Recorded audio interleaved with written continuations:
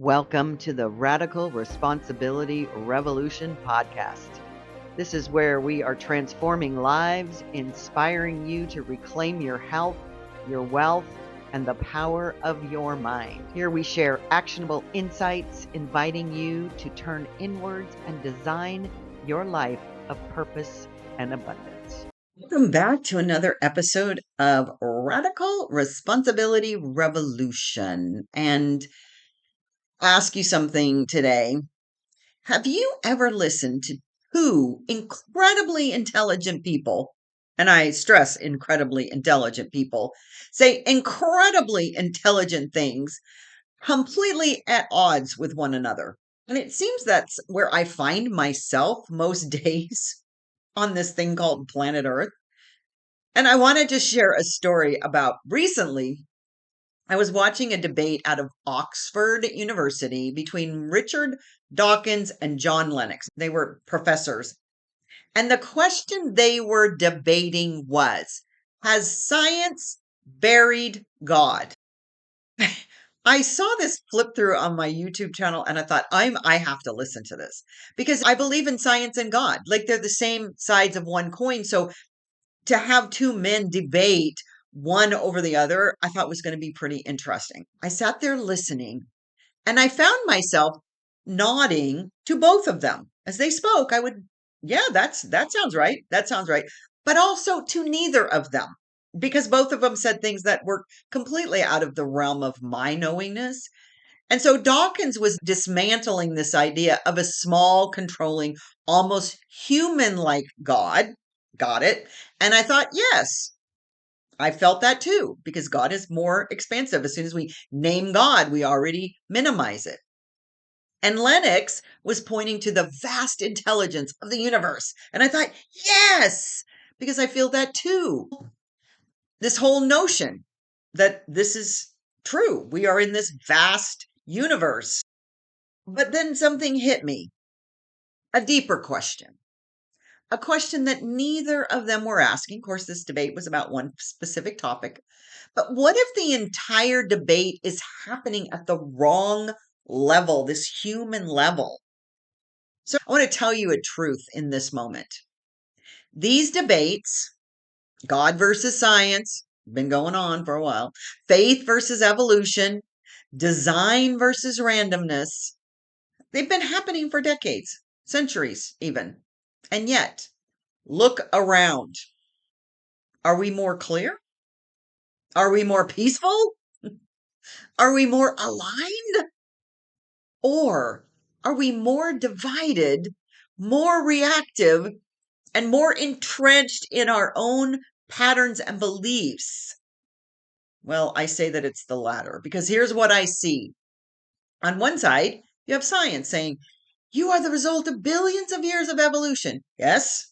Your brain exists to help you keep alive. Yes. Your thoughts are survival mechanisms. In our reptilian brain, yes. That's a reduction, though. That's the contradiction. That's the you are less than you think you are narrative. But on the other side, you have religion saying, there is a God outside of you. He created everything. He decides your fate. And sometimes, come on, let's be honest.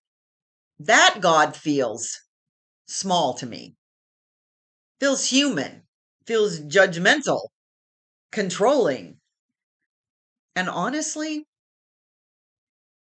disconnected from the vastness we actually experience. So now we're stuck between a universe where nothing matters and a God that feels more human than oneness. And neither one fully satisfies the human experience. So let's go deeper because there's something both of these sides struggle with. And here it is, in my very humble opinion, consciousness. Not your brain, not your body, not your biology, but your awareness. Now, don't get me wrong. I talk about your brain and your body and biology all the time because that's how we navigate this thing called planet Earth. but it's your awareness that allows you to connect with all of that. Just the very fact that you can observe your thoughts, right? You could be outside of yourself observing your thoughts. You can question your beliefs, which I highly recommend doing on a daily basis. You can choose the direction of your life and imagine a future that is not survival alone. And even in the debate, there are moments where this tension showed up. It was very interesting to watch professors. Science can't fully explain consciousness yet, and religion often externalizes it. So here I am thinking, we are missing the plot, the most important part of the equation. Not where did we come from, but what are we doing with the awareness we have now? This is where I'm going to challenge you, because this is radical responsibility after all. What if you are not just observing reality? You are participating in it. You are creating it. It's a hologram. And before your brain goes, okay, Debbie, we're getting a little woo woo here, that part science is really becoming clear about. So I want to ground us first in this. Every single day, you are focusing on something. Every single day, every single moment. You're emotionally reacting to something. Every single day, every single moment. You are giving your energy to something. And that energy, it's not neutral. Let me say that again. Your attention is not neutral. It directs, it amplifies, it organizes. And whether you call that neurology, quantum physics, spiritual law, it doesn't matter. It's consciousness. The effect is the same.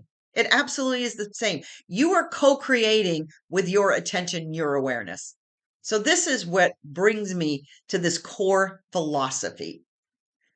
This isn't just a quote because it's observable. Carl Jung said, what you resist not only persists, but grows. What you focus on expands. And I want you to feel this, not just hear it. Think about a time in your life where you were fighting something. Could be now, resisting something, because there's a lot of that going on right now. Trying to push something away. Did it go away?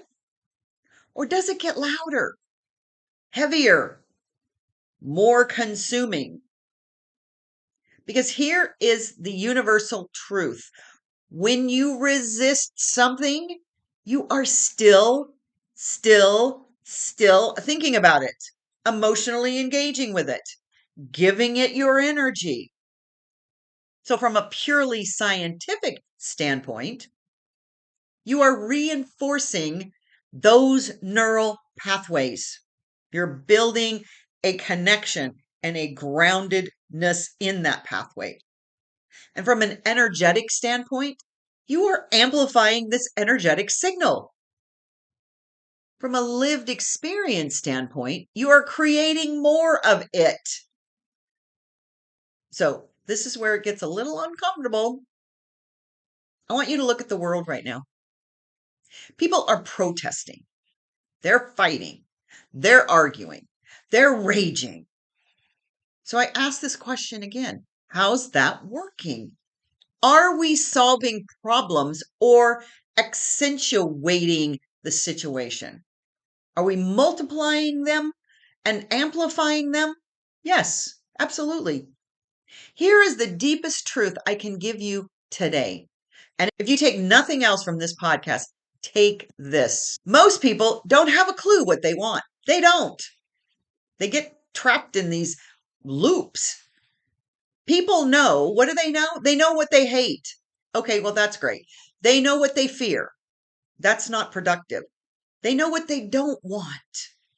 And when I ask them, what do you actually want your life to look like?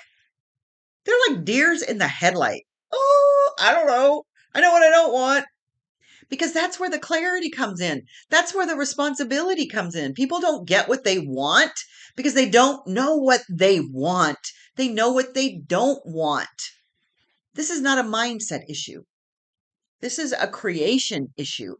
Because if your focus is scattered or focused on negativity, your results will give you scattered and negative. So let's land this plane. Let's bring this home. Here is the shift. Really simple. So simple. Be for something against nothing. I want you to just sit with that for a second because what you resist persists. And if you begin to focus on what your desires are, your true desires, not I need to hate somebody or I need somebody out of a certain circumstance, that's resistance. So sit with that. What are you for? For in your life?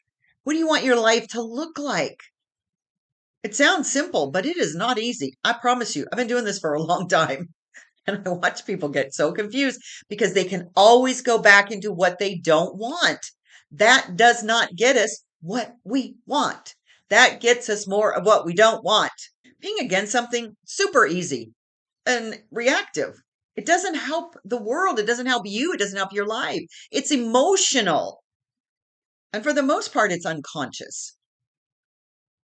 Being for something, that is a whole different dynamic. It requires clarity, vision, intention, and more importantly, ownership, owning your choices.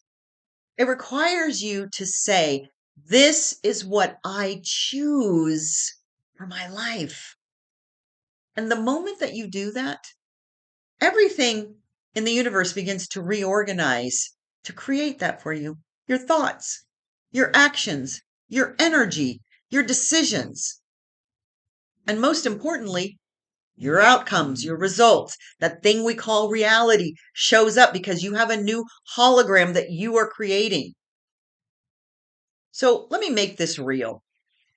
Let's say you want more money. Stop focusing on, I'm broke. I don't want to be broke. I don't want to be poor. Okay. When you focus on that, guess what? You get more of that. Start asking, what does wealth look like for me? Maybe you want a better relationship. Stop focusing on, I don't want to be hurt. I don't want to feel unheard. I don't want to feel diminished. Start asking, what does love feel like to me? How would it feel for me? Health, here's a good one. Stop focusing on, I don't want to be sick. I don't want to be in pain. I don't want to do this. I don't want to do that. Start asking, what does vitality feel like in my body? This is the creation process. So, no, I don't believe science buried God. And I don't believe religion fully explains God either. What I believe is that we have been so busy arguing about where power comes from that we have completely ignored the power we already have within us. And that power is your ability to choose what you focus and give your attention. So I'm going to leave you with this. What are you for? Not what are you fighting for? What are you resisting? Not what are you reacting to? What are you consciously, intentionally choosing? Because whether you realize it or not, you are creating something every single day, every single moment. So, what are you creating? Create on purpose. Create the life of your dreams because only you have that consciousness to create that life that you say you want. But you cannot do it by deciding what you don't want. The don't wanting can lead you to understand the wanting, the desire, the vision, the dream. But for now, we have to begin to stop focusing on what we don't want and then reflect on what we choose. What is our greatest desire? What is our heart calling us to do? So if this podcast stirred something within you, please reach out to me for a Zoom call, a connection, read my book, Your Inner Billionaire. There are so many ways. Listen to this podcast, go to my YouTube channel, explore, because you have the power from within. You are the ultimate power to create your life. See you next time.